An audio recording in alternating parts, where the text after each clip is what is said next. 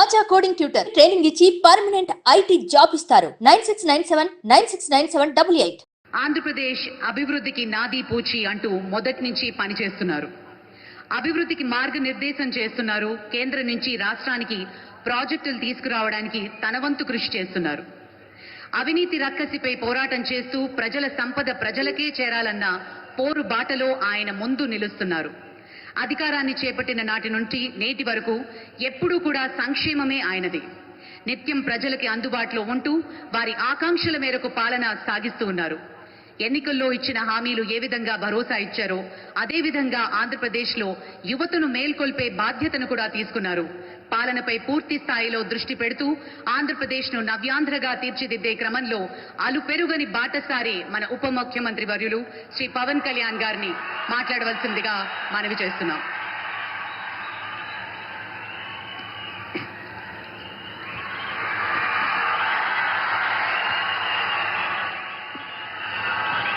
ఒక సదుద్దేశం, ఒక సదాశయం లేకుండా ఒకరు కన్యాకుమారి నుంచి కశ్మీర్ వరకు నడిచిన అది ఒక నిరర్ధకమైన నడకగా చరిత్రలో మిగిలిపోతుంది.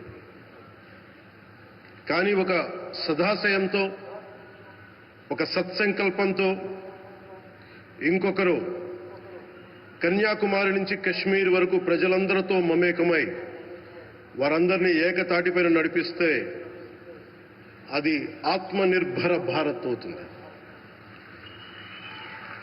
అదే కన్యాకుమారి నుంచి కశ్మీర్ వరకు ప్రజలకి వారి పరిసరాల శుభ్రత యొక్క బాధ్యతను తెలియజేస్తే అది స్వచ్ఛ భారత్ అవుతుంది. అదే కన్యాకుమారి నుంచి కశ్మీర్ వరకు ప్రజల గుండెల్లో దేశభక్తి, ధైర్య సాహసాలతో నింపితే అది పటిష్టమైన, బలిష్టమైన భారతం అవుతుంది. అది ఒక రోజున అఖండ భారతం అయి తీరుతుంది.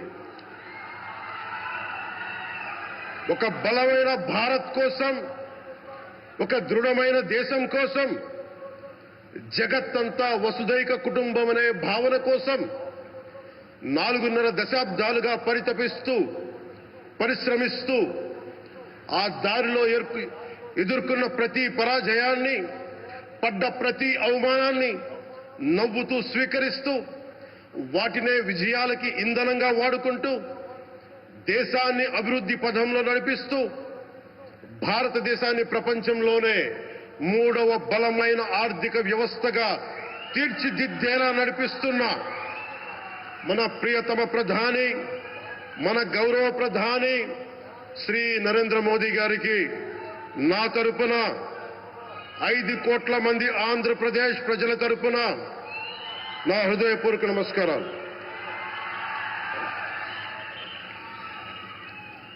విద్యార్థి నాయకుడిగా రాజకీయాల్లో ప్రవేశించి రెవెన్యూ మంత్రిగా, ఆర్థిక మంత్రిగా మొదలై తెలుగుదేశంకి రథసారథి అయి 4వసారి ముఖ్యమంత్రి అయి తెలుగు ప్రజల్ని అభివృద్ధి పదంలో నడిపిస్తున్న దార్శనికులు, రాజకీయ ఉద్దండులు గౌరవ ముఖ్యమంత్రి శ్రీ నారా చంద్రబాబు నాయుడు గారికి నా హృదయపూర్వక నమస్కారం.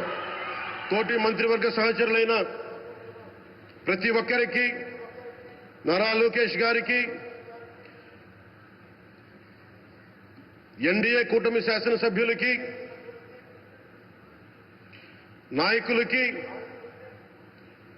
బీజేపీ నాయకులందరికీ పేరు పేరున నా నమస్కారాలు. కార్యకర్తలకి నా హృదయపూర్వక నమస్కారాలు. బీజేపీ నాయకురాలు శ్రీమతి పురంధేశ్వరి గారికి నా హృదయపూర్వక నమస్కారాలు. మా ఎన్డీఏ కూటమికి 164 అసెంబ్లీ స్థానాలు, 21 మంది పార్లమెంట్ సభ్యులనిచ్చి మమ్మల్ని వారి విలువైన ఓటుతో వేసి గెలిచిన ప్రతి ఒక్కరికి ఆడపడుచులకి, అక్క చెల్లెలకి, పెద్దలకి, పిన్నలకి, యువతులకి, యువకులకి పేరు పేరున నా హృదయపూర్వక నమస్కారాలు. ప్రజలు ఎన్డీఏ ప్రభుత్వాన్ని నమ్మారు, నిలబడ్డారు.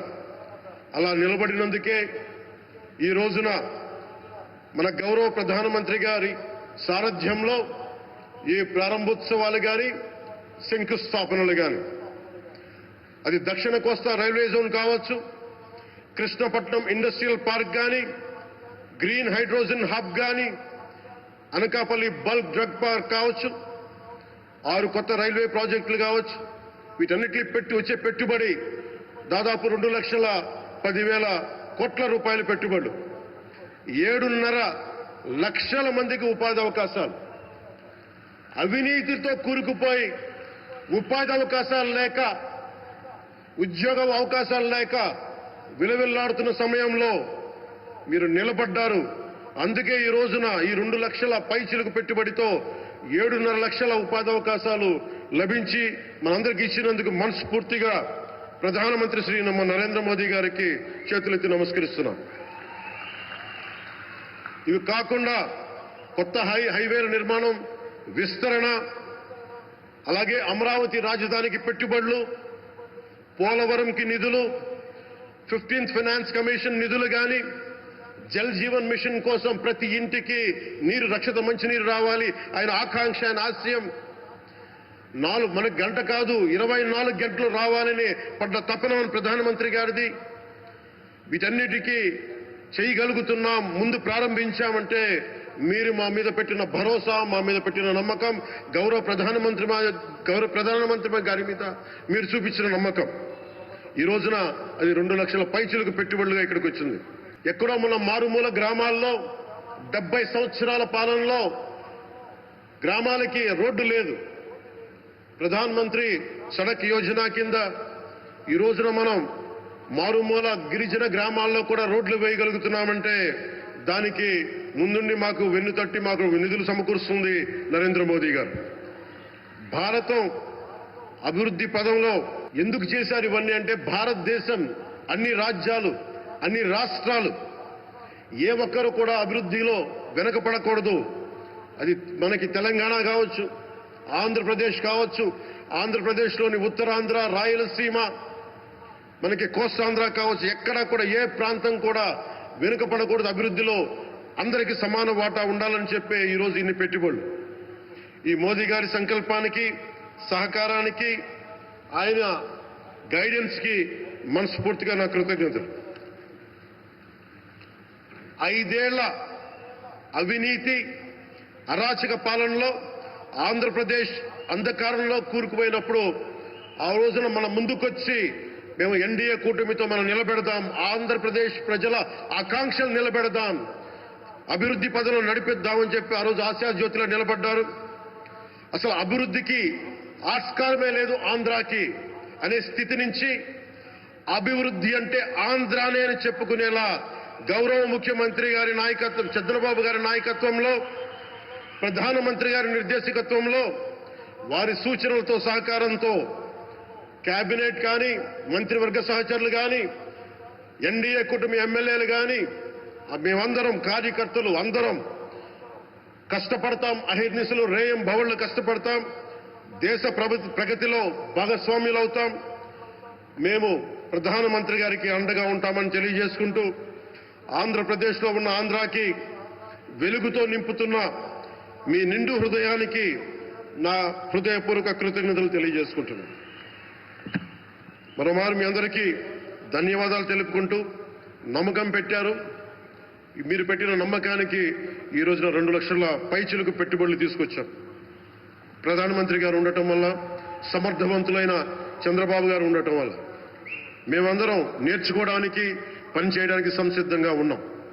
సో మీరందరూ ఇదే సహకారం ఇవ్వాలని మనస్ఫూర్తిగా కోరుకుంటూ, ఆ భగవంతుడు, ఆ లక్ష్మీ నరసింహుడు ఈ దేశాన్ని మరింత ప్రగతి పదంలో నడిపించేలా గౌరవ ప్రధానమంత్రి శ్రీ నరేంద్ర మోదీ గారికి దీర్ఘాయుష్ ఇవ్వాలి, ఆరోగ్యం ఇవ్వాలని మనస్ఫూర్తిగా కోరుకుంటూ, ఆ లక్ష్మీ నరసింహుడిని వేడుకుంటూ సెలవు తీసుకున్నాను. జై భారత్, జై హింద్.